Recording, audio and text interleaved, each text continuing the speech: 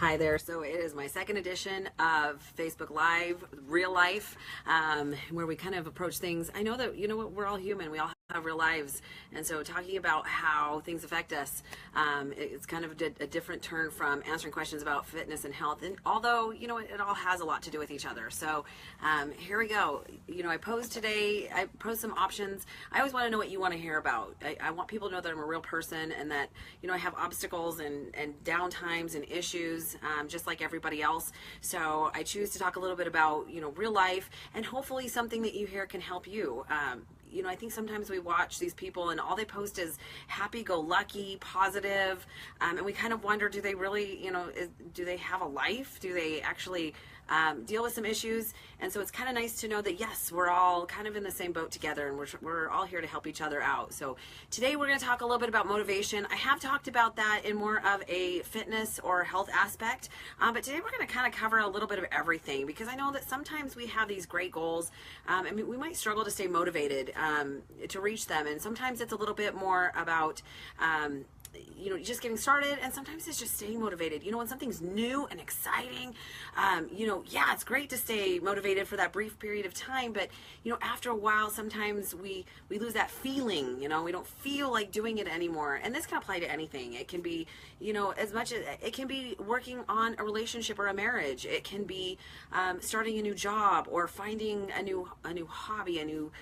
whatever it is. So we're going to talk a little bit about that. But first, of course, if you were with me last week for our first edition, the first thing that I start with is a little bit of my confessions. So Melissa's confessions when talking about staying motivated. Because you know what, you might see the motivational part, you know, me trying to be positive and inspire you to do something great, but, you know, I'm not always that way.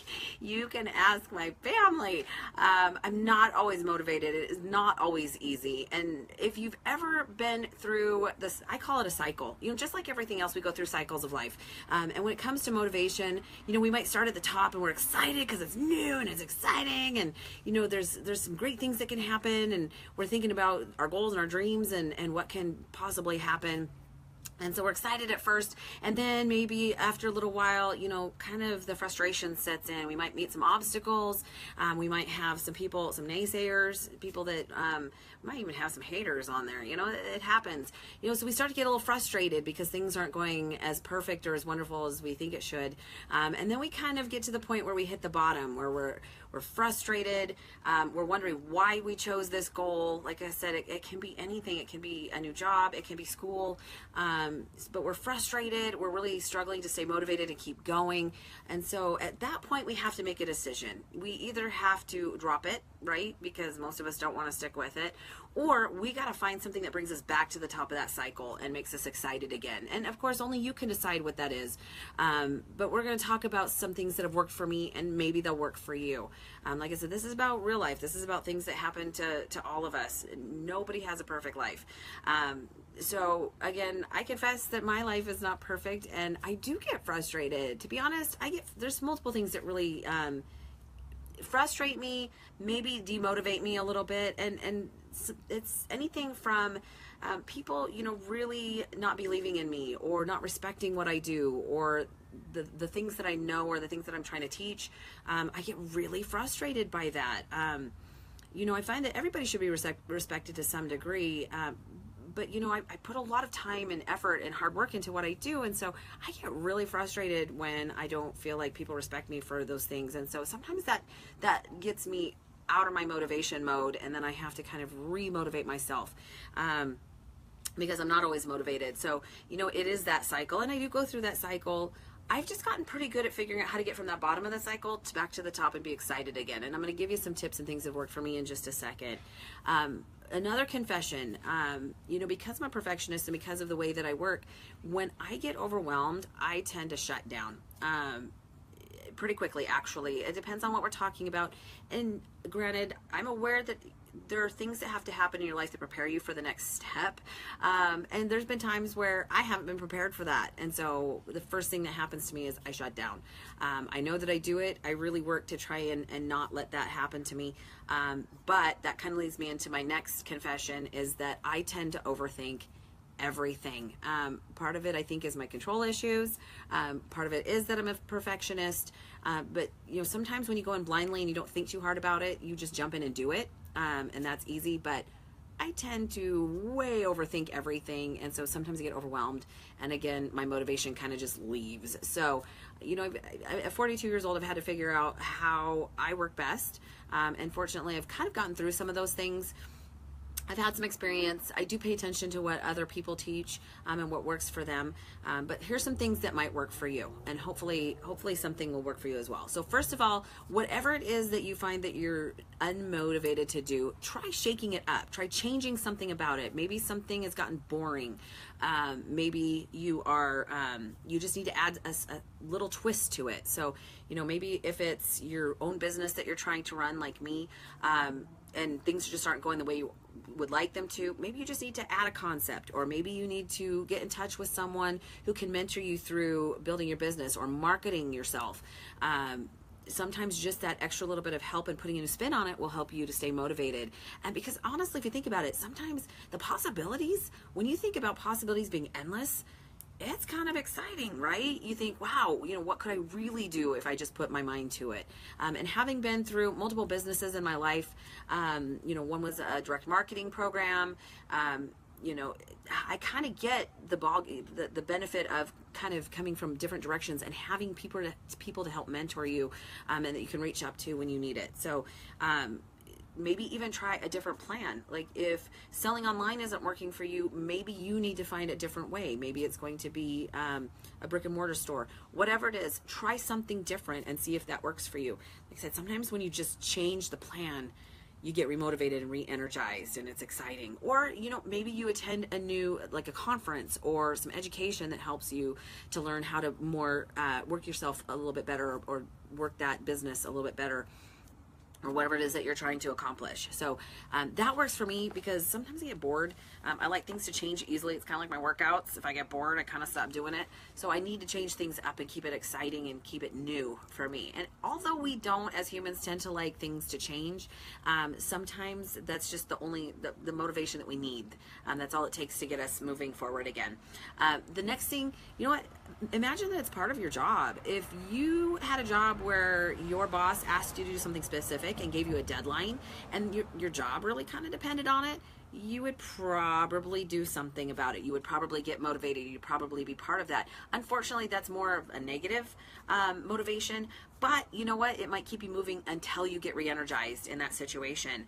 And so that's not always a bad thing, just because sometimes it's just a discipline. When you're not motivated and you don't feel like it, the discipline of getting it done anyway sometimes can keep you pushing you forward. The next, imagine what's going to happen if you don't work towards your goal.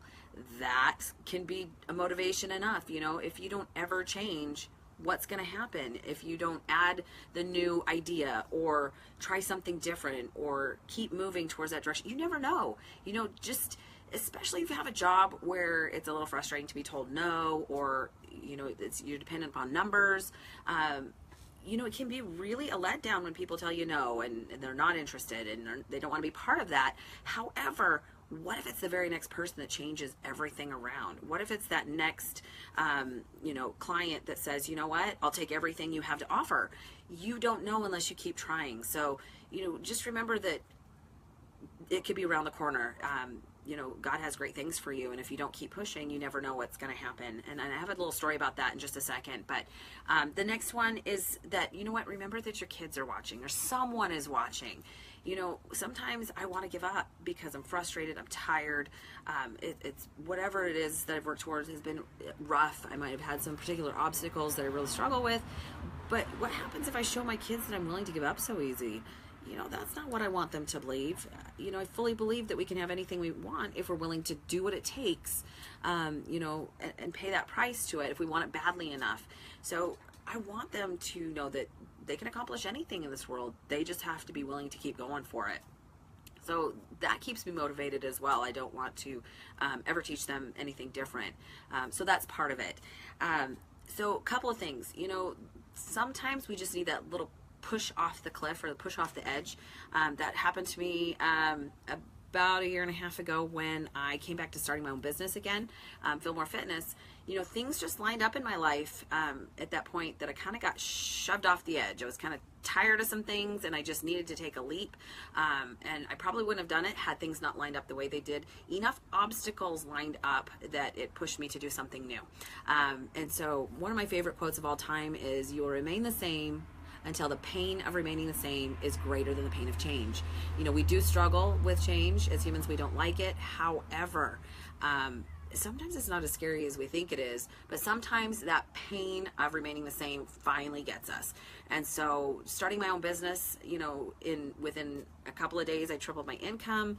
Things were exciting. And I look back now and realize that everything I've done in the past has actually prepared me for what I'm trying to accomplish now. So, you know, that means the world to me. I love what I do. I love what's come to me.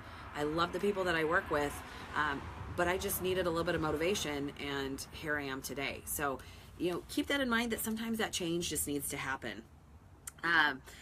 So yeah, you know, sometimes it's difficult to stay motivated, but remember why you started. That's a big part of it. Why did you start in the first place? Are you getting where you need to go? Is it something that, like I said, you can change something? Do you need to grab a mentor or be coached a little bit to get where you want to go? But don't give up just because it's hard. I mean, if it's not hard, it's not worth it. If it were easy, everybody would do it. But I find my motivation from the little things. The client that is so excited that she's making a change in her life and she feels better and her joints feel better and you know, she has more energy, you know, that keeps me motivated as to what I do. As for some of my other goals, you know what, the other thing I do is I put those goals in front of me on a regular basis, and I always try to think about the blessings that I've received, and what those things have brought me. Had I not done them, my life would be different. So that also keeps me motivated. If you guys have any other ideas, you know, sometimes I always love hearing from everybody else, because we've all looked at life a little bit differently depending on how we grew up. So if you have a great idea, we'd love to hear it. Please leave a comment below. It's going to help somebody at some point. So how do you stay motivated? We'd love to hear from you. So quick thing, I know I talked about it last night on Q&A Wednesday, may or may not be on next Thursday. I will be out of the country with my honey, and so I'm going to do the best I can. I hear there's Wi-Fi, but who knows how good that's going to be at the resort we're staying at. So I'm going to do my best to do both my Wednesday night Q&A and my Thursday night real life. So please, again, feedback is great. I want to help you. That's why I'm here. So either leave a comment below, or you can also email me at melissa@fillmorefitness.com, and hopefully you have a great night.